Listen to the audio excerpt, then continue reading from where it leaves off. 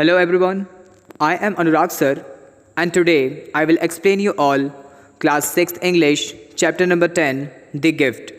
So let's start. Chapter 10 The Gift. Anna is a little girl who is friend with old Nana Mary. Nana Mary had fallen ill and had been taken to the hospital. In the text you are about to read, Anna learns from Rita, Nana Mary's daughter-in-law, that Nana Mary was coming home, but that she had suddenly gone blind. Rita then invites Anna to a party in the evening to welcome Nana Mary home. But Anna is too shocked and sad to answer. Read on to define how Anna thinks of the perfect gift to give her friend. देखिए, इस introduction वाले paragraph का मतलब है कि एक छोटी girl है जिसका नेम है एना और वो फ्रेंड है एक ओल्ड लेडी नाना मैरी की। नाना मैरी की तबीयत ख़राब हो चुकी है और उन्हें हॉस्पिटल ले जाया गया। तो आप इस टेक्स्ट में पढ़ने वाले हैं कि एना को पता चलता है अपनी फ्रेंड रीटा से। देखिए, रीटा यहाँ पर नाना मैरी की डॉटर इन लॉ है।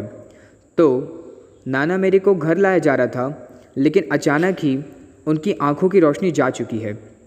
रीटा इनवाइट करती है एना को शाम की पार्टी में ताकि वो नाना मैरी का होम में वेलकम करे, लेकिन एना ये बात जानकर बहुत शॉक है और वो कुछ भी जवाब नहीं दे पा रही है नाना मैरी को। तो आप इस स्टोरी में पढ़ने वाले हैं कि एना अपनी सबसे अच्छी दोस्त नाना मैरी को तोहफे में क्या देने वाली है। एना headed for her favorite path, which led into the woods. There must be something she could do for Nana Mary. Rita had said something about a present, but what present could ever console a person who had become blind? इस paragraph में बताया गया है कि एना अपने सबसे favourite रास्ते की तरफ निकल गई जो कि जंगल से होकर गुज़रता है। तो वहाँ से जाते हुए जंगल में उसे ऐसा कुछ तो मिलेगा जो वो नाना मैरी को प्रेजेंट के तौर पे दे सके। रीटा ने गिफ्ट के बारे में कुछ तो कहा था, लेकिन आखिर ऐसा कौन सा तोहफ़ा हो सकता है जो एक ब्लाइंड पर्सन को कंसोल कर सके। देखिए, कंसोल का मतलब होता है किसी दुखी व्यक्ति को मनाने की कोशिश करना, कुछ तोहफ़ा दे करके। तो यहाँ पर एना नाना मैरी को मनाने की कोशिश करेगी। Ahead was a place she often came to. It was a small deep pool in the woods. When she knelt to gaze into the bottomless pool, at first she saw nothing but darkness. तो आगे जाकर के एना एक ऐसे रास्ते में पहुंचती है जहां पर उसे जंगल के बीच में एक गहरा पूल यानी कि तालाब दिखाई देता है। वो उस गहरे तालाब की तरफ निहारने लगती है, उसे झुककर देखने लगती है। तो सबसे पहले उसे उसमें कुछ भी नहीं दिखाई देता सिवाय अंधेरे के। Then, as the sun came out, she saw the reflection of things around her. The reflection reminded her of Nana Mary. तो जैसे ही सूरज निकला उसे चीज़ों का रिफ्लेक्शन, देखिए रिफ्लेक्शन का मतलब होता है प्रतिबिंब, आप परछाई कह सकते हैं। तो चीज़ों का प्रतिबिंब उसे आसपास दिखाई देने लगता है और इन परछाई को देखकर उसे नाना मैरी की याद आती है। Lost in thought, Anna continued to walk in the woods. She decided to stay there till evening. Maybe by then she would know what to bring Nana Mary. There had to be a way to bring the whole woods, the sky, and the fields to her. What else would do? What else would be worthy of their friendship? Suddenly, Anna knew what her gift would be. It would be like no other gift and a gift no one else could bring. तो एना अपने विचारों में खो जाती है और जंगल से होते हुए कंटिन्यू वॉक करती है और तय करती है कि वो वहाँ पर शाम तक रुकेगी। हो सकता है शायद उसे नाना मैरी के लिए वहाँ कुछ मिल जाए, लेकिन उसे जंगल में सिवाय पेड़ पौधे, आसमान और खेत खलिहान के अलावा कुछ भी नहीं मिलता। तो आखिर वो क्या करे? अपने दोस्त के लिए आखिर वो ऐसा क्या तोहफ़ा ले जाए जो कि कीमती हो?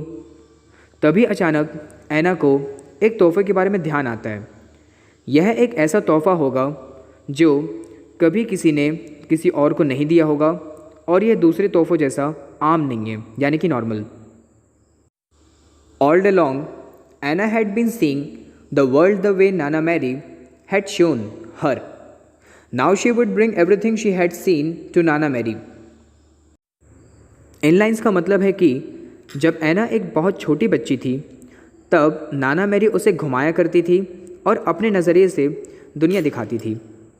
तो अब एना वो सारी चीज़ें नाना मैरी के लिए लेकर के जाएगी जो उन्हीं सारी चीज़ों और बातों के बारे में नाना मैरी को रिमाइंड करवाएगी। She turned and began the long walk back to Nana Mary's house. Her hands were empty in her pockets, but the gift she carried in her head was as big as the world. तो एना वापस मुड़कर शुरू करती है नाना Mary के घर जाना। उसके हाथ देखिए खाली है क्योंकि उसने जो भी चीज़ पिक की थी उसे पॉकेट में रख ली और कुछ तोहफ़ा उसने कैरी कर लिया अपने हेड के ऊपर यानी अपने सर पर रख लिया और वो तोहफ़ा बिल्कुल किसी दुनिया की तरह बड़ा दिखाई दे रहा था। Just as the sun went over the mountain Anna came out from the woods. Ahead of her was the road and Nana Mary's house. She rapped softly on the door. There was no answer. She knocked again louder then put her hand on the doorknob. It opened from the other side and Rita stood there in her bathrobe. तो इन lines का मतलब है कि जैसे ही सूरज पहाड़ों के अंदर जाके छिप गया एना जंगल के रास्ते से बाहर आ गई और नाना मैरी के घर के रास्ते की तरफ बढ़ चली। उसने बहुत ही धीरे से दरवाजे को नॉक किया लेकिन कोई भी जवाब नहीं आया। तो उसने इस बार पहले की कंपैरिजन में थोड़ा ज़्यादा ज़ोर से दरवाजे को नॉक किया और अपने हाथ को दरवाजे के ऊपर रख दिया। तभी दरवाज़ा ओपन होता है दूसरे साइड से और वहाँ पर रीटा खड़ी होती है बाथरूम में। देखिए बाथरूम का मतलब होता है एक ऐसा पीस ऑफ क्लॉथ जो हम घर के अंदर पहनते हैं और ज़्यादातर नहाने के पहले या तो फिर बाद में। Well here at last Rita said I figured you went home and forgot the party ended half an hour ago. I told Nana Mary it wasn't any use waiting up for you any longer. I expect she's asleep by now. Why don't you come back tomorrow when she's rested? इस paragraph में रीटा एना से बोलती है कि तो आखिरी में तुम आ ही गई। मुझे लगा कि तुम भूल गई हो और घर वापस चली गई। पार्टी तो आधे घंटे पहले ही ख़त्म हो गई और मैंने नाना मैरी को भी बता दिया कि तुम्हारा वेट करने का अब कोई फ़ायदा नहीं है क्योंकि शायद अब तुम नहीं आओगी। तो मुझे लगता है वो अभी तक तो सो गई होंगी। तो तुम एक काम करो, तुम कल आना, है ना, जब वो आराम करके वापस उठ चुकी होगी। Please I can't, Anna said. I have a present for Nana Mary.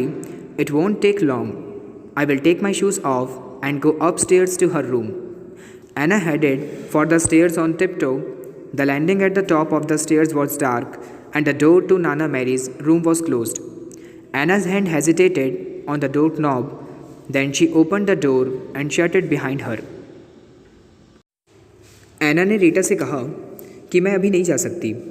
मैं नाना मैरी के लिए तोहफ़ा लेके आई हूँ और मुझे ज़्यादा समय नहीं लगेगा।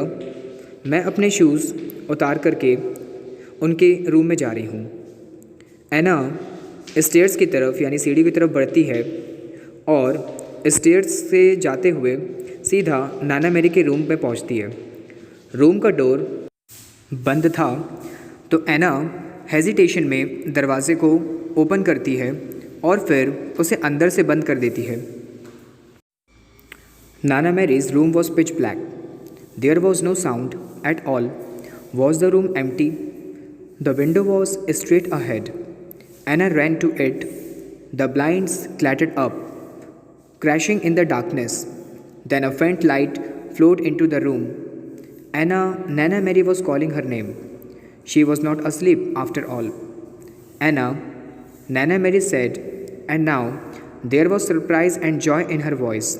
Nana Mary was sitting in her rocking chair. Nana Mary का रूम थोड़ा सा पिच ब्लैक था। रूम के अंदर बिल्कुल भी कोई आवाज़ नहीं आ रही थी। क्या रूम खाली था? खिड़की बिल्कुल सामने ही थी। तो एना वहाँ पर गई और उसे बंद कर दिया क्योंकि वहाँ से कंटिन्यूअस वॉइस आ रही थी। रूम में काफ़ी अंधेरा था और उसके बाद एना ने रूम की लाइट को ऑन किया। तभी नाना मैरी ने एना का नाम लेकर के पुकारा और नाना मैरी उस समय सोई भी नहीं थी। नाना मैरी ने एना का नाम लेकर के कहा और उनकी आवाज़ में इस बार आश्चर्य और खुशी की लहर थी। और नाना मैरी उस समय अब कुर्सी पे बैठ गई थी। Oh Nana Mary, Anna exclaimed. She patted the old warm skin of Nana Mary's cheek. Nana Mary का नाम लेकर के एना ने उनकी ओल्ड स्किन को यानी कि उनके चिक्स को सहलाया। You came, Nana Mary said. I thought maybe you were getting tired of having such a very old lady for a friend. Nana Mary ने एना का नाम लेकर के कहा कि अरे तुम आ गई, मुझे लगा शायद कि तुम मुझे भूल गई हो या फिर किसी और काम में बिजी हो, इस वजह से मुझसे मिलने नहीं आ पाई। I brought you a present, Anna said. I am late because it took me all day to get it.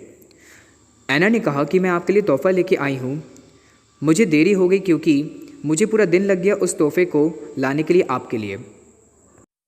Gracious, said Nana Mary, you shouldn't have done that. All the nice people who came this afternoon brought me presents as if I could see and were still of some use to someone. She chuckled, pointing toward the table and a new stack of boxes. तभी नाना Mary ने कहा कि अरे वाह, बहुत बढ़िया। वैसे बेटा आपको ये करने की आवश्यकता नहीं थी। आज पार्टी में बहुत सारे अच्छे अच्छे लोग आए थे और सभी लोग मेरे लिए तोहफ़ा लेकर के आए। काश मैं उनके लाए हुए तोहफ़ों को अपनी आंखों से देख पाती।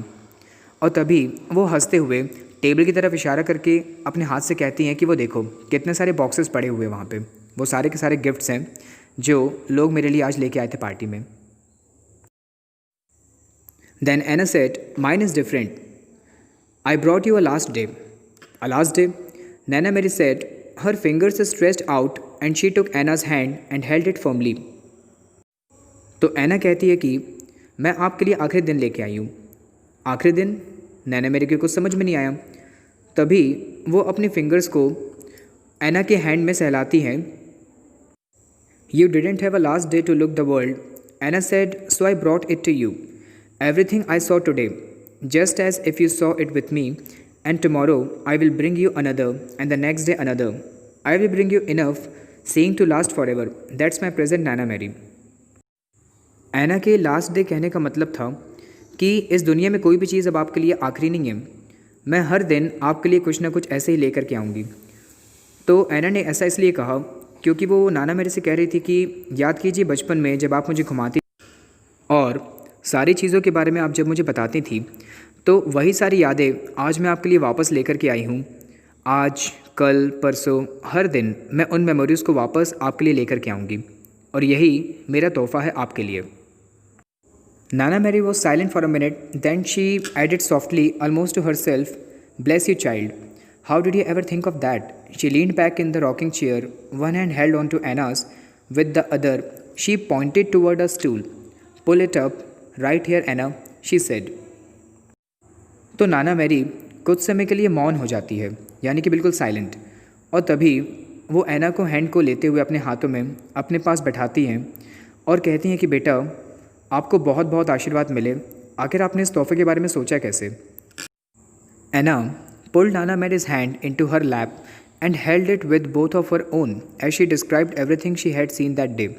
When Anna was finished, Nana Mary sat up and turned toward her. Nana Mary's blue eyes were filled with happiness. Thank you, Anna, she said. That was beautiful. तो एना ने नाना मैरी के हैंड को अपने हाथों में लिया और उसे सहलाते हुए वो सारी बातें बताई जो आज उसने अपनी आँखों से देखी थी।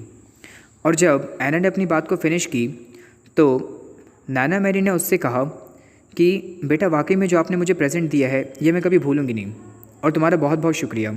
वाकई में बहुत ही खूबसूरत तोहफ़ा था। और ऐसा कहकर उनकी आंखों में खुशी के आंसू थे। She paused briefly and when she continued, it was almost as though she was speaking to herself. This is a day I will always remember. कुछ समय के लिए नाना मैरी रुक गई और उसके बाद उन्होंने वापस कंटिन्यू कहना शुरू किया और वो अंत में बस यही कह रही थी कि यह दिन मैं कभी भी भूलूंगी नहीं और मुझे हमेशा याद रहेगा। यह मेरे जीवन का सबसे सुनहरा और कीमती तोहफ़ा है। So, this was the complete explanation of this lesson.